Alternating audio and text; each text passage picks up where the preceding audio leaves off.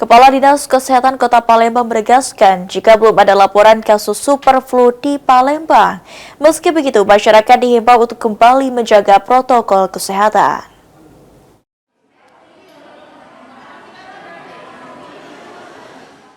Kasus superflu mulai terdeteksi di sebagian daerah di Indonesia dan memicu kekhawatiran masyarakat beberapa waktu belakangan ini.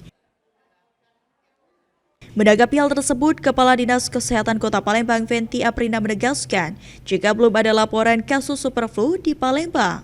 Untuk gejala superflu, pasien akan mengalami demam tinggi dengan flu berat, batuk, pilek, hingga sesak nafas atau sedikit mirip dengan gejala COVID-19, namun tidak mematikan seperti COVID-19.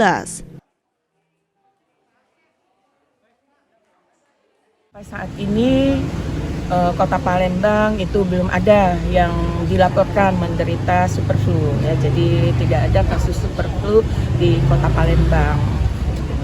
Itu kayak mana Bu gejala-gejala yang mungkin masyarakat? Iya, gejalanya itu kan katanya ya demamnya tinggi, terus flu-nya tuh flu berat kayak gitu, flu berat, batuk, pilek, kemudian juga karena dia memang menyerang saluran pernapasan ya mungkin terjadi sesak juga. Kendati belum ada laporan, masyarakat Palembang dihimbau untuk menjaga protokol kesehatan seperti kembali menggalakkan penggunaan masker.